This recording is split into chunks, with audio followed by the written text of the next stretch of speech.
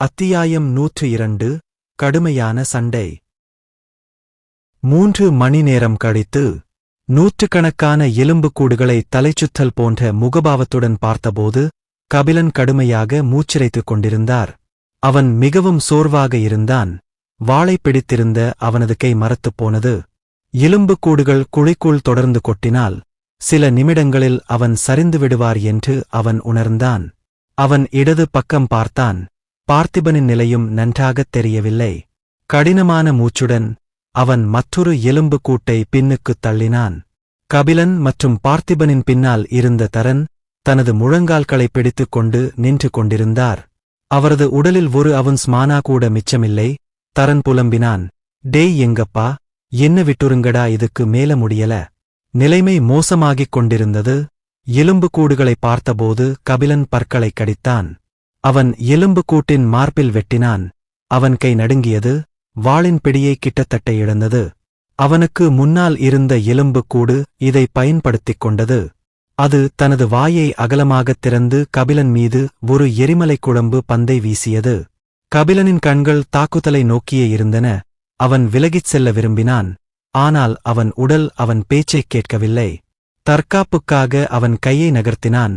எரிமலைக் குழம்பு பந்து நேரடியாக அவன் மணிக்கட்டில் மோதியது. எரிமலைக் குழம்பு அவனது மேல் தோலை முழுவதுமாக எரித்ததால் எரியும் உணர்வு மிகவும் வேதனையாக இருந்தது.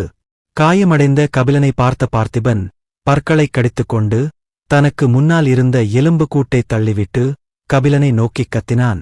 ஹோ ஹா, ஜாக்கிரதையாயிரு. கபிலன் தனக்கு முன்னால் இருந்த எலும்புக்கூடுகளைப் பார்த்தான்.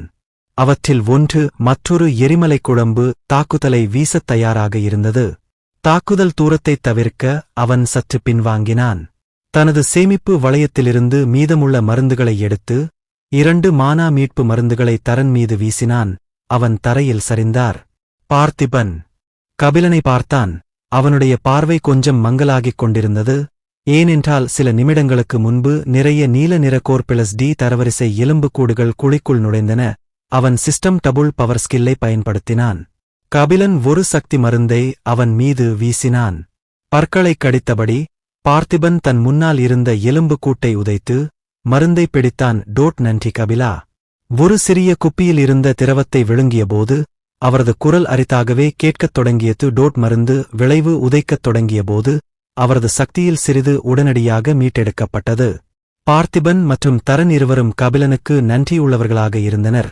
ஏனென்றால் அவர்களில் யாராவது சரிவின் விளிம்பில் இருக்கும்போது கபிலன் சில மானா மீட்பு, ஆற்றல் மீட்பு மற்றும் குணப்படுத்தும் மருந்துகளை எடுத்துக் கொள்வார். நீங்கள்தான் கடைசியா இருக்குங்க. கபிலனின் வார்த்தைகளைக் கேட்டு பார்த்திபன் கடுமையாகச் சிரித்தான். டோட், மருந்து பொருட்கள் விலை உயர்ந்தவை. கபிலனுக்கு எங்கிருந்து இவ்வளவு கிடைத்தது என்று யோசித்தான். அவனிடம் கூட மிக குறைவாகவே இருந்தது. டோட், சிஸ்டம் கடையில் இருந்து அதிகமாக வாங்க முடியும். ஆனால் சிஸ்டம் டபுள் பவர் ஸ்கில்லில் அவன் தன் எல்லா புள்ளிகளையும் பயன்படுத்தினான். மேலும் பார்த்திபனின் உடல் மிகவும் சோர்வாக இருந்ததால் இப்போது போஷன் விளைவுகள் கூட மங்கலாகி வருவதை உணர முடிந்தது. கபிலன் ஒரு குணப்படுத்தும் மருந்தை விழுங்கினார். அவனது கையில் ஏற்பட்ட தீக்காயம் மெதுவாக குணமடையத் தொடங்கியது. இப்போது அவனிடம் இனி எந்த மருந்தும் இல்லை. மீண்டும் போரில் ஈடுபடுவதற்கு முன்பு காலியான கண்ணாடி குப்பியை தனக்கு முன்னால் நின்ற எலும்புக்கூடு தலையில் எறிந்தான். இன்று அவன் உயிர் பிழைத்தால் அந்த மருந்துகளுக்கு முதியவருக்கு முறையாக நன்றி கூறுவான். கபிலன் தன்னை நோக்கி வீசிய மானா மீட்பு மருந்துகளையும் தரன் விழுங்கினான். மெதுவாக ஆனால் நிச்சயமாக அவனது மானா அதிகரிக்கத் தொடங்கியது. முன்பு அவனுக்கு சில மருந்து இருந்தது. ஆனால் அவனும் கெல்வினும் அந்த மருந்துகளை கீழ்த்தளங்களில் பயன்படுத்தினர். பலத்த மூச்சுடன் அவர் எழுந்து நின்று தனது மந்திரக்கோலை பயன்படுத்தி சில மண் கூர்முனைகளை உருவாக்கி பின்னர் எலும்புக்கூடுகளின் மீது வீசினார். குழியின் நுழைவாயில் குறுகலாக இருந்தது. நல்லதுதான். அதனால்தான் ஒரே நேரத்தில் 10 அல்லது அதற்கு மேற்பட்ட எலும்புக்கூடுகள் மட்டுமே உள்ளே நுழைய முடிந்தது. இல்லையெனில் அவை இவ்வளவு காலம் உயிர் பிழைத்திருக்காது என்பது தரனுக்கு தெரியும். திடீரென்று கபிலனின் தலைக்குள் ஒரு சோர்வான குரல் ஒலித்தது. ஊடா கபிலா, இனியும் என்னால் தொடர முடியாது. என் ஆள் முழுவதையும் நான் என் மானாவை இழந்துவிட்டேன். நான் இன்னொரு நொடி தொடர்ந்தால் நான் மயக்கம் அடைவேன். பியா எலும்புக்கூட்டின் கவனத்தைத் தன் பக்கம் திருப்ப தன்னால் முடிந்த அனைத்தையும் செய்தால் ஆனால் எலும்புக்கூடுகள் குழியின் நுழைவாயிலிலிருந்து நகரக்கூட இல்லை. அவை குழிக்குள் நுழையத் துணிந்தன. அவள் தனக்குக் கீழே இருந்த எலும்புக்கூடுகளை பார்த்தால் குறைந்தது 500 எலும்புக்கூடுகள் இருந்தன. கடல் அலைகளைப் போல மேலும் மேலும் எலும்புக்கூடுகள் குழியின் நுழைவாயிலை நோக்கி வந்து கொண்டிருந்தன. உண்மையிலே எங்கே என்ன நடக்குது? எரிமலை உச்சியை உற்றுப் பார்த்தபோது பியாவின் குரல் நடுங்கியது. கபிலனைப் போலல்லாமல் அவளால் வெளியே நிலைமையைப் பார்க்க முடிந்தது. எரிமலை உச்சியிலிருந்து மற்றொரு பெரிய எலும்புக்கூடுகள் வெளியே வந்து கொண்டிருந்தன. குழி நுழைவாயிலுக்கு முன்னால் நடந்த சலசலப்பு காரணமாக அனைத்து எலும்புக்கூடுகள் தயக்கமின்றி குழியை நோக்கி நேராகச் சென்று கொண்டிருந்தன. போய் ஓய்வெடு. அவள் தலைக்குள் ஒரு ஆழமான குரல் ஒலித்தது. எலும்புக்கூடுகள் நிறைந்த குழி நுழைவாயிலை பார்த்தாள். அவள் மேலும் உதவ விரும்பினாள். ஆனால் அவளுடைய இறக்கைகள் வலித்ததால் தொடர்ந்து பறக்க அவளுக்கு சக்தி கூட இல்லை. கவலையான முகபாவத்துடன் பியா குழியைப் பார்த்தாள். கபிலனின் நிலையை அவளால் தெளிவற்ற முறையில் உணர முடிந்தது. அவன் அவளைவிட சோர்வாக இருந்தான். ஒருவேளை சில நிமிடங்களில் அவன் சோர்வால் மயக்கமடைந்து விடுவான். வேற வழியில அவன் கதை முடிஞ்சுது. பியா மனதிற்குள் புலம்பினாள். திடீரென்று அவள் உடல் தடுமாறியது. தீவிரமான முகபாவத்துடன் அவள் ஒரு பெரிய பாறையை நோக்கி பறந்தாள். அவளுடைய சிறிய உடல் பாறையில் சரிந்தது. அவள் வெப்பத்தால் பாதிக்கப்படவில்லை. ஆனால் அவளுடைய மனமும் உடலும் சோர்வடைந்ததால் அவள் அதிகமாக மூச்சுத் திணறிக் கொண்டிருந்தாள்.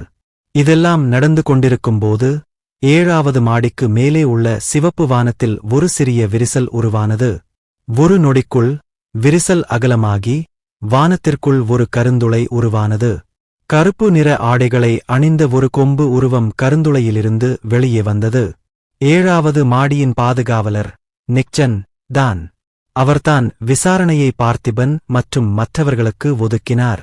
முதல் 3 மாடி பாதுகாவலர்களைப் போலவே ஏதாவது ஒழுங்கற்றதாகக் கண்டால் அவர் தனது மாடியை விட்டு வெளியேற அனுமதிக்கப்பட்டார். இதற்குக் காரணம் அவர் யாருக்கும் தீங்கு விளைவித்ததில்லை. ஏனென்றால் மற்றவர்களைப் போலல்லாமல் அவர் அரிதாகவே உணர்ச்சிகளை உணர்ந்தார். மேலும் அவர் மிகவும் கீழ்ப்படுத்தலுள்ளவராகவும் அவரது மனதில் ஒரே ஒரு குறிக்கோளை மட்டுமே கொண்டிருந்தார். அவரது எஜமானர் அவருக்குக் கொடுத்த வேலையைச் செய்து முடிப்பது.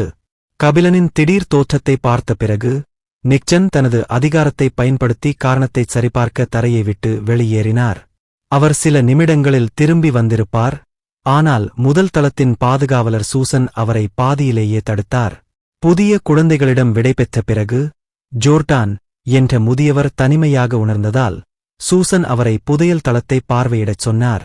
தயக்கமான முகபாவத்துடன் நிக்சன் ஜோர்டானை பார்க்க ஒப்புக்கொண்டார். புதிய குழந்தைகள் இந்த முறை எவ்வளவு சுவாரஸ்யமாக இருந்தார்கள் என்று சொல்வதை நிறுத்தாத அந்த மிகவும் மெதுவான வயதான மனிதனை அகற்ற அவருக்கு அரை நாளானது.